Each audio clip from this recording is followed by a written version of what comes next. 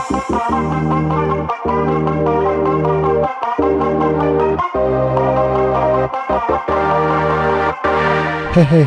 welcome to Hot Team Fantasy Podcast. За манайха юу үзгаана?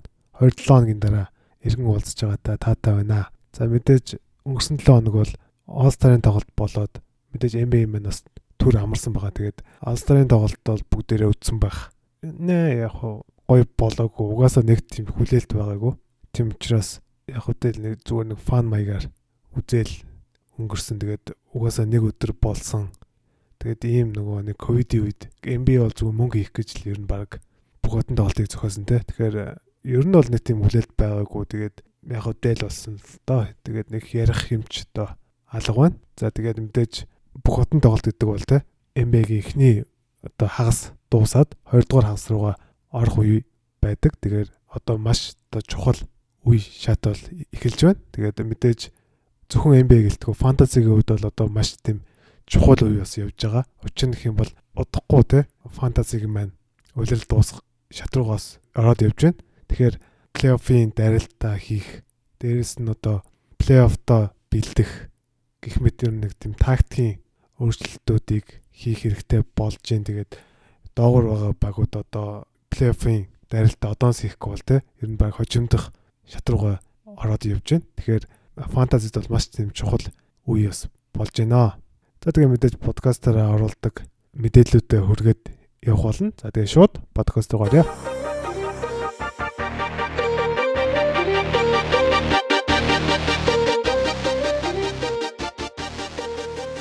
За хамгийн ихний мэдээ нь болохоор одоо нөгөө 3 сарын 25-нд солилцоо 8-ын цонх хаагдана. Тийм учраас одооноос эхлээд энэ солилцоо 8-ны яриа, шуум маш их гарч байгаа.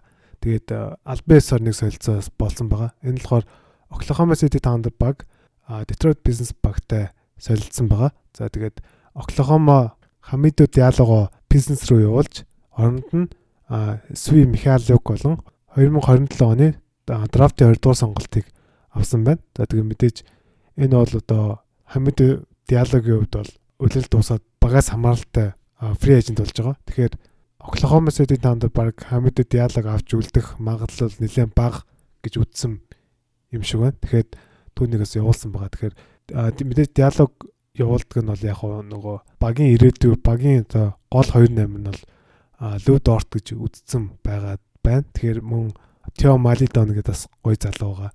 Тэгэхээр OKC-ийн хувьд бол нэг тийм алдаад байх зүйлгүй болцсон байх гэж бодож байна. Тэгээд харин нөгөө тал болохоор Pistons-ийн хувьд бол Hamidou Diallo илүү ирээдүйтэй ирээдүйн төлөвлөгөөнд авч байгаа гэж одоо уншсан. Тэгэхээр мэдээ Diallo бол бас тийм ялангуяа offensive те довтлоонд бол маш тийм ур чадвартай тоглогч. Тэгэхээр Detroit бас нэлээд урт хугацаанд сүлдэх багийн ирээдүй болох багтал бол нэлээд өндөр байгаа юм байна гэж харагдж байна.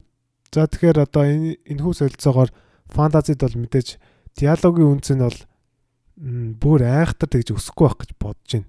Ягаад гэх юм бол Detroit одоо 20 номер дээр Wayne Ellington байгаа, Rodney McGruder байгаа гэдэг ч юм уу. Минут хуваах тоглолцол олон байгаад байгаа. Гэхдээ түүний хувьд бол тэр хоёрын арай илүү тоолох байх гэж хувьдаа бодож байна. Тэгэхээр яг нэг тэгж одоо өсч чалаад байх юм байхгүй. Харин өмнөхөөс бас буураад байх юм байхгүй бах гэж бодож байна. За харин Mykhailiuk-ийн хувьд бас нэлээд сонирхолтой санагдаж байна. Mykhailiuk-ийн хувьд бол нэлээд мундаг шидэгч. Тэгээд яг үнийг хэлэхэд энэ үйл бол нэлээд муу шидчихсэн. Тэгээд Oklahoma City Thunder түүнийг яаж ашиглахаа гэдэг бас их сонирн байна. Түүнийг бол гайгүй ашиглаж байгаа гэж бодож байна. Өмнөхөөс арай илүү тоолжих байхаа гэж бодож байна. Гэхдээ Mykhailiuk-ийн хувьд бол нэг тийм фэнтезид авахаар фэнтезигийн тоглож бол биш ээ. За энэхүү солилцоо устдаар мэдээж Lou Dort-ийн фэнтези value нэлээд өсөж байгаа. Тэгэхээр Lou Dort-ийн тоглох минут бол нэлээд өснө гэж харж байна. Тэгээд мөн Theo Maledon-ы value баг зэрэг өснө гэж бас харж байгаа. Яг гэх юм бол Shai Gilgeous-Alexander суухаар Diallo осно гэж холбоод байдаг. Одоо тэгэхээр Maledon-ы гарт бол нэлээд шилжих ийм одоо хандлагатай харагдж байна. За тэгэхээр Lou Dort болон Maledon-ыг бас авахд бол буруудахгүй бас дажгүй сонголт болох байхаа гэж бодож байна. За дараагийн нэмэлт нь болохоор Houston Rockets багийн хамгаалагч Eric Gordon-ы хувьд Ташаанда гэмтэл авснаар 4-6 хоногийн хугацаанд тоглох боломжгүй болсон гэсэн ийм одоо мэдээ байна. За тэгэхээр мэдээж Эрик Гордонтой менежүүдийн хувьд бол түүнийг бас нэлээд хадгалаад байх шаардлага бол байхгүй байх гэж бодож байна. Яг гэх юм бол 4-6 хоног гэдэг бол яг үнэ хэлээд бол нэлээд урт хугацаа л да фэнтезигийн хувьд. Тэгээд Эрик Гордоныг тэгж их хадгалаад тэгээд тэр ирээд тэгс сайн тоглоно гэдэг бол юу л бол би бол зүгээр Эрик Гордоны хадгалж байгаа хүмүүст хэлэхэд бол түүнийг бол хайцсан дээр гэж бодож байна. Мэдээж яг хуу injury list байвал яг хуу мэдээж injury list-энд ийгээд хадгалж яхад бол болно тийм ээ. За харин одоо Эрик Гордыг гэмтлээ шалтгаалаад мэдээж хамгийн одоо value өсөж байгаа, үнц нь өсөж байгаа тамирчин бол Kevin Porter Jr байгаа. KPJ гэдэг Facebook дээр намайг дагдаг сонсогч нар маань ер нь бүгдээрээ мэдж байгаа. Тэгээд ер нь би яаж одоо энэ KPJ-г өндрөөр үнэлж байгааг те энэ хүү одоо хайпд нэгдээд ингээд сүүлийн хэдэн пост маань бүгдээрээ одоо Kevin Porter Jr-ийн пост байсан те. Тэгээд үнэхээр гоё залуу. Яг үнийг хэлэхэд бол Kevin Porter Jr-ийг үнэхээр авьяастай залуу гэдэг байхгүй. Тэгээд яг юм нөгөө All Star болох потенциалтай. Гэхдээ мэдээж одоо нөгөө талбайн гадуурх явдал те ёс зүйн асуудлууд бол нэлээд гаргаж байгаа. Тэгээ хэрвээ түүнийгээ шийдчих юм бол KPJ-ийн хувьд бол үнэхээр ирээдүйтэй ийм залуу байгаа. Яг нэг авьяас нь бол үнэхээр байгаад байгаа. За тэгээ түүнийг одоо яагаад бас нэлээд тийм өнрөөр үнэлээд байгааг нэг шалтгаан гэх юм бол Houston Rockets багийн туслах дасгалжуулагч. За нэрийг сандгүй. Нэг туслах дасгалжуулж байгаа. Тэр дасгалжуулагч ийм талбайн гадуур асуудалтай ийм нөгөө ийм болдоггүй эдгээр тамирчдыг одоо хүн болгож те хүмүүжүүлэх энэ одоо зүйл бол маш сайн. Тэгэд маш олон өмнө тим тоглогчдыг мундаг тамирчин болгож ирсэн юм одоо түүхтэй нэг одоо ассистент коуч байгаа. Тэгээд тэр одоо Rockets-ийн тасалжуулагч байгаа. Тэгээд тэр одоо KPG-тэй нэлээд адилж байгаа гэсэн юм одоо мэдээ байна лээ. Тэгэхээр би бол зүгээр түүнийг бас нэлээд ингэж хүмүүжүүлчих магадaltaй байх гэж бодож байгаа. Тэгээд Rockets бол мэдээж одоо танк хийх магадлал нэлээд өндөр байгаа. Учир нь юм бол амжилт бол үнэхээр таар байгаа тий. Тэгээд Wood мэдээж гэмтээсээр иргэн ирээг байгаа. Тэгээд Эрик Гордон ингээ гэмтчлээ. Тэгээд Oladipo явах магадaltaй байгаа. PG Tucker нь одоо явна гэдгээ хэлсэн тий. Тэгээд багаараас хүндэрсэн байгаа.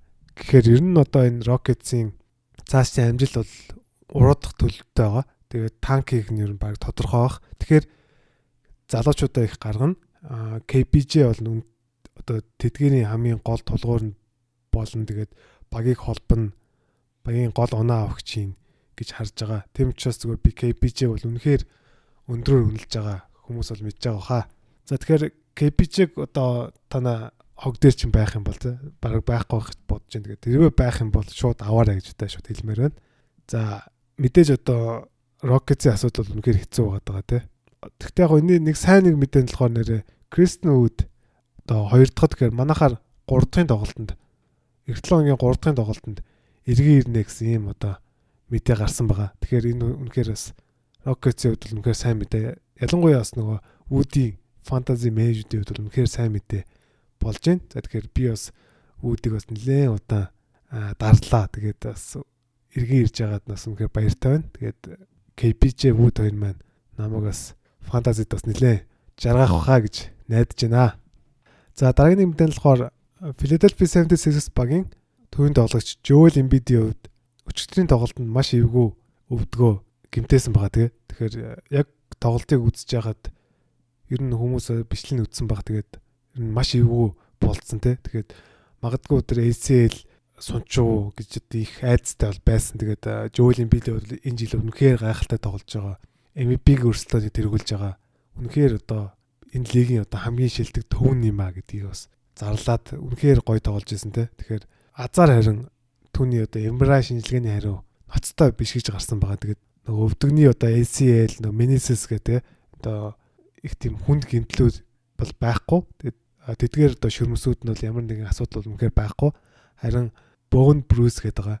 Энэ болохоор одоо тийм ясны одоо хөхрөлт гэх юм одоо ясны одоо жоохон зөөвөр байгаа учраас 2-3 7 хоногийг талбайн гадна өнжнө гэсэн юм одоо мэдээлэл өгсөн байгаа. За тэгэхээр үнэхээр одоо сайхан мэдээ гэж болох бах. Ер нь бол маш хүнд гэмтэл биш байна те. Зөвхөн одоо фэнтезигийн хувьд биш те. NBA сонирхчийн хувьд бол түүнийг бас гэмтээсэй гэж үнэхээр хүсээгүйсэн. Тэгэхээр ямар нэгэн хүнд гэмтэл биш вэ гэдэг нь үнэхээр таатай мэдээ байна. За тэгэхээр 2-3 хоног бол нэг сайхан амраад 100% эрүүл хийх боломжтой гэж харагдж байна. За тэгэхээр мэдээж одоо Embiid-ийг бол алдсан фэнтези менежүүдийн хувьд бол бас жоохон хэцүү 2-3 хоног өнгөрөөхөн те. Тэгэхээр мэдээж одоо Joel Embiid бол энэ үйлрэл бол үнэхээр одоо фэнтези менежүүдийг бол аварж исэн, жаргаж исэн ийм одоо тамирчин байсан. За тэгэхээр мэдээж түүний гэмтлээс шалтгаалаад Dwight Howard-ийн фэнтези value хамгийн их өсөж байгаа. За тэгэхээр Dwight бол нэг 25 минутыг бол өнгөрүүлэх бах талбай дээр. Тэгээ мэдээж одоо дабл айн 2 блок айн те. Үнэхээр одоо Dwight яг үнийг хэлэхэд бол нэг талбай дээр байх тусмаа үнэхээр одоо стат нь бол үнэхээр гайхалтай байдаг те. Тэгэхээр одоо 25 минутанд бол үнэхээр 12 ч юм уу. Тэгээд нэг 2-3 блок хийх үнэхээр чадвартай ийм хүн байгаа. Тэгэхээр та бүхэн бас Dwight Howard-ыг хэрвээ хог дээр ч байх юм бол аваарай гэж одоо зөвлөж байна. За дараад нь бол мэдээж бас нэг төвийн тоглогч Tony Bradley байгаа. Tony Bradley-гийн хувьд бол яг хоо Joel Embiid-ийг байхгүй үед бол ихэнхдээ гараанд гарч байгаа. Howard сэлгэнээс гарч байгаа. Тэгээд Tony Bradley нэг 20 минутыг өнгөрүүлэхэд бол үнэхээр асуудалгүй. Бас ер нь нэг 18 2 блок ч юм уу ийм хийчих одоо чадвартай тоглож учраас та бүхэн 14 болон түүнээс дээш хүнтэй лигүүд бол Tony Bradley-г авахд бол үнэхээр гой сонголт болно гэж харагдж байна. За тэгээ мэдээж мөн одоо Joel Embiid-д маш том хүн алга болсон учраас Tobias Harris, Ben Simmons те одоо Seth Curry, Shake Milton гэдэг эдгээр залуучуудын value баг зэрэг өснө мэдээж. Тэгэхээр Embiid-ийг эзгүүд одоо Philly бас нэлээд доош унчихгүй төлөө нэлээд хүчтэй өрсөлдөөнийг үзүүлнэ гэж харагдж байна. Тэгэхээр мэдээж одоо сэлгэнээс гарч ирэх Howard болон Bradley-г бас та бүхэн анзаарж байгаадаас аваарай гэж одоо зөвлөж байна. За дараагийн мэдэн болохоор Brooklyn Nets багийн шинэхэн зэрэг Blake Griffin-ийн хувьд injury management гэж байгаа. Гэмтлээс одоо урьдчилан сэргийлэх юм уу те. Гэмтлийн одоо менежмент хийх. Тэр шалтгаанаар 1-2-7 хоног тоглохгүй гэсэн ийм одоо мэдээлэл гарсан байна. За тэгэхээр ер нь би анханасаа та бүхэн бас миний Blake Griffin дээр хийсэн постыг уншсан баг. Би бол Blake Griffin-ыг бол фэнтези дээр тэгж их одоо алж хядаад байхаар ийм одоо тоглож байхаа болцсон. Тэгээд яг одоо Griffin-ыг нөгөө Brooklyn руу солигдоход бол маш олон хүмүүс Griffin-ыг ер нь надаас асуусан. Тэгээд маш олон хүмүүс фэнтези дээр авсан байсан. Бүр маш олон хүмүүс авсан байсан. Тэгээд би бас үнэхээр гайхажсэн. Би тэгээд Blake Griffin-ыг тоглосон ч гэсэн тэгж их одоо амар их фэнтези дээр нэг сайн стат өгөөд байх. Ийм одоо тамирчин байхаа болоод бас нэг хэдэн жил болчлоо. Тэгээд тэгээд ер нь яг 14 болон түүнээс дээш хүнтэй лигүүд бол яг мэдээж Blake Griffin-ыг бол авахд бол буруудахгүй бах. Гэхдээ 12 болон түүнээс доош хүнтэй лигүүд бол түүнээс дээр тамирчин бол хог дээр нь олон байгаа гэж одоо үнэхээр ихтгэлтэй хэлж чадах байна. Тэгэхээр Blake Griffin фэнтези дээр авах бол нэлээд шаардлагагүй хаа гэж би бол хөвдөө бодож байгаа. Тэгэхээр дээрэс нь одоо ингээд 1-2 хоногийг өнчгөр болчихж байна те.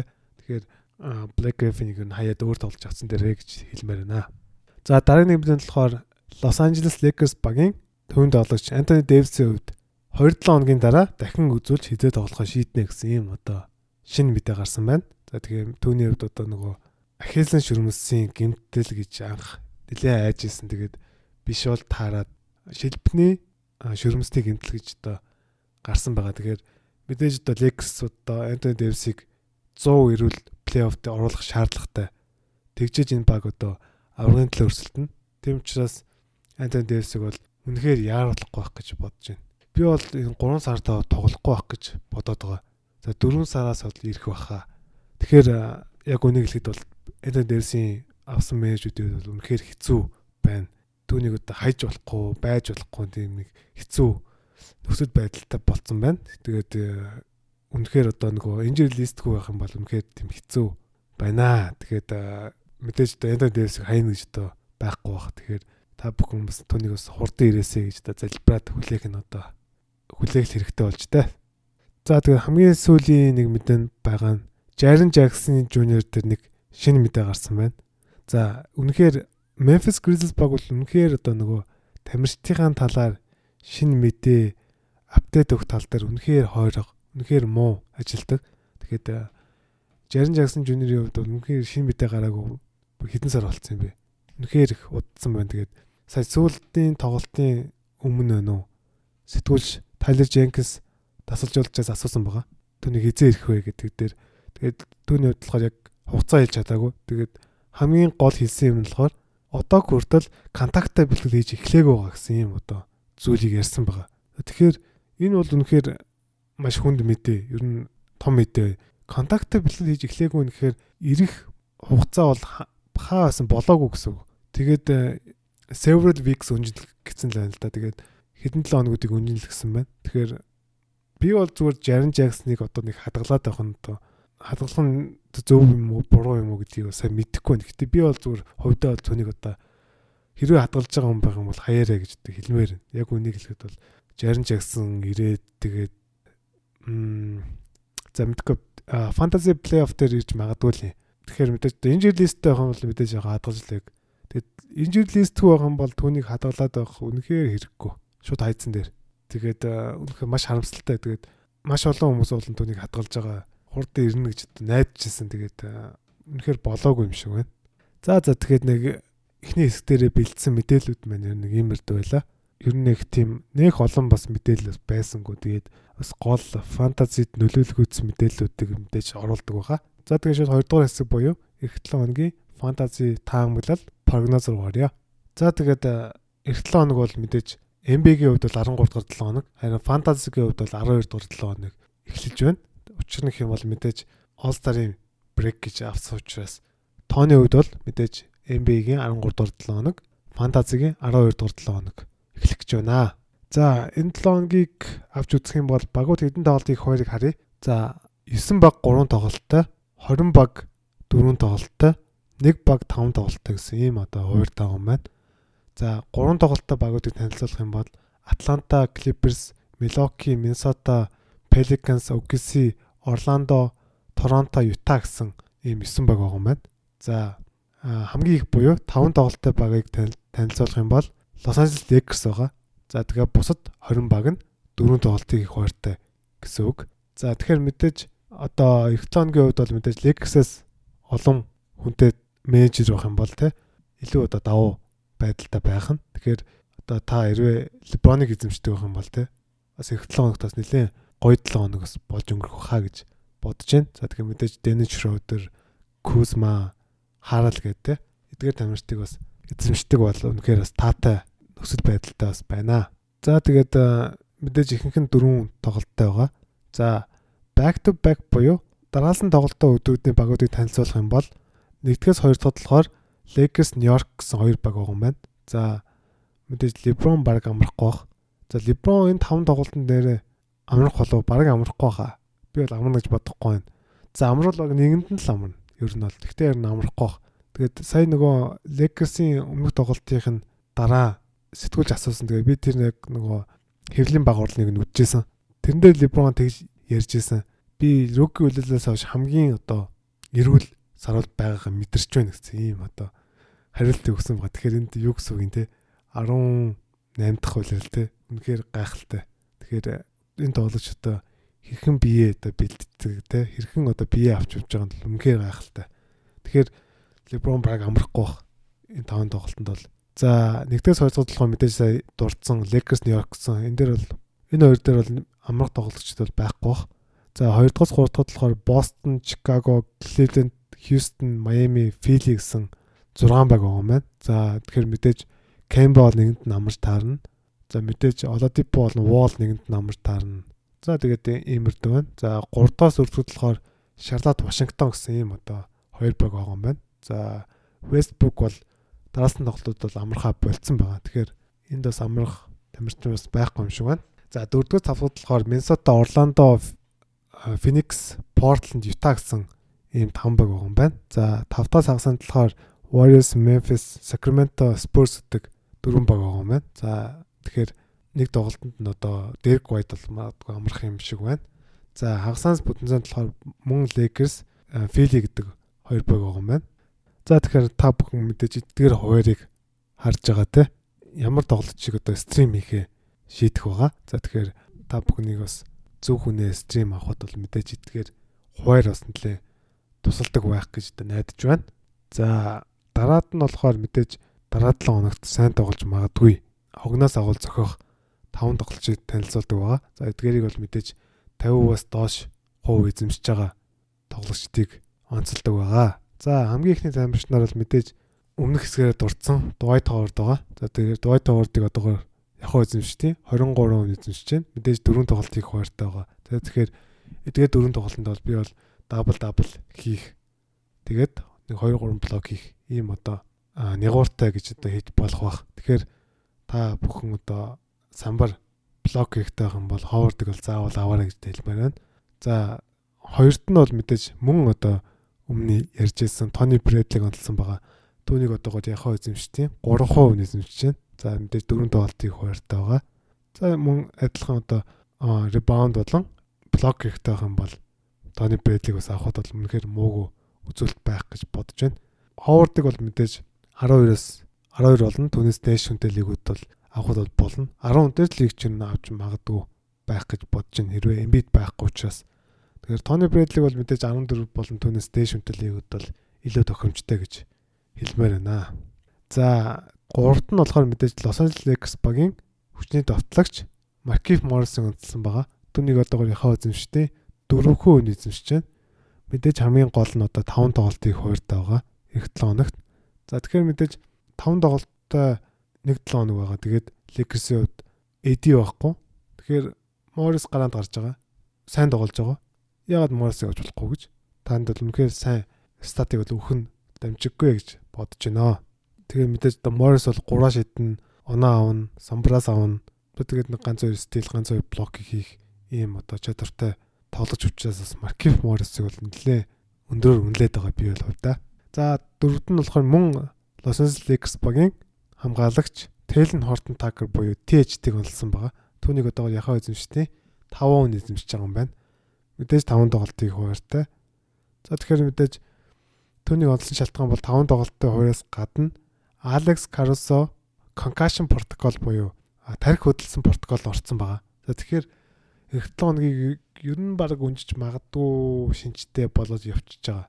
Тэгэхээр Lakers-ийн урд жугам дээр одоо хүн дутуу болж ирнэ. Тэгэхээр Talen Horton-Tucker бол сэлгэнээс бол гялцах нь бол тодорхой баха гэж бодож байна. Олон байдаг ч өнгөрөх бах. Тэгэхээр 5 тоглолттой Talen Horton-Tucker бол үнэхээр гоё сонголт болох баха гэж найдаж байна. За хамгийн сүүлд буюу 5 дахь байранд нь анх одоо нөгөө KJ Martin буюу Kenny Martin-ы хүүг бол онцлсан байсан.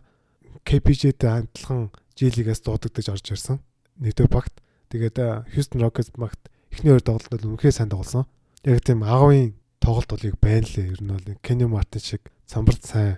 Тэгээд их тийм хүчтэй, тийм ер нь нэг аавчгээ юм тоглолттой юм байлээ. Тэгэхээр бас үнэхээр гоё тоглож байгаа. Гэхдээ яг түүнийг ягаад онцлоогүй хасцсан гэхээр яг нөгөө 3 дахьд Chris Wood ирж байгаа.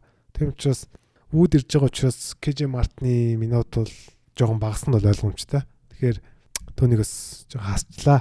За тэгвэл яг дэс та бүхэн бас хэрвээ KJ Martin-ыг хараад те магадгүй Wood-ийн хажууд 4 дээр удаан тоглож юм бэлээ хэм мэдхийн те. Тэгэхээр та бүхэн бас харж байгаа тэрвээ удаан 25-аас дээш минутыг өнгөрүүлж явах юм бол түүнийг бас заавал аваарай гэж хэлмээр байна. За 5 дахь байранд нь болохоор Charlotte Hornets багийн төвийн тоглогч Cody Zeller-ыг онцлсан байгаа. Түүнийг одоогоор яхаа эзэмшдэг 20% эзэмшиж байна. Мэдээж 4 тоглолтыг хуваартай байгаа. За түүнийг онцлон шалтгаан бол ойлгомжтой. Cody Zeller бол энэ багийн хамгийн шилдэг одоо төвийн тоглогч. Beyond Ball биш те. Тэгээд сүүлийн хэдэн тоглолтонд үнэхээр сайн тоглож байсан. За тэгээд All-Star-ийн өмнө бол мань чинь гэмтэлтэй байсан. Тэгээд All-Star-ийн дараа гэмтлээс эргээ ирээд муугүй 2 тоглолтыг үзүүлсэн байсан. Тэгэхээр 4 тоглолттой хэрвээ та төвийн тоглож хэрэгтэй байх юм бол те. Cody Zeller бол яг самбар аавна, оноо аавна, дээрэс нь ассист өгдөг юм одоо чадвартай байгаа. Тэгэхээр эдгээр одоо 3 үзүүлэлт хэрэгтэй байх юм бол бас та Cody Zeller-ээс аваарай гэж одоо хэлмээр байна. За тэгээд энэ удаагийн дугаар бэлтгэсэн зүйлүүд маань нэг иймэрдүү байла. За тэгээд та бүхний одоо фэнтези мэдлэгт фэнтези багч нь жоохон хэрэгтэйчсэн мэдээллийг бас өгсөн гэж найдаж байна. За тэгээд хэрвээ та YouTube-аар сонсож байгаа юм бол subscribe дараарай манай хуудсанд. Тэгээд дээрэс нь хонхын дараад видео орох тутамд notification очих байгаа. За тэгээд цаашаа найзуудтай фэнтези тоглодог танилуудтай шеэрлээрэй. За мэдээж Apple Podcast-аар сонсдог бол рейтинг өгдөг хэсгээр нь 5 од өгж дэмжээрэй. За тэгэхээр эх 7 хоногийн дугаараараа уулзлаа. Түр баяр та. Peace out.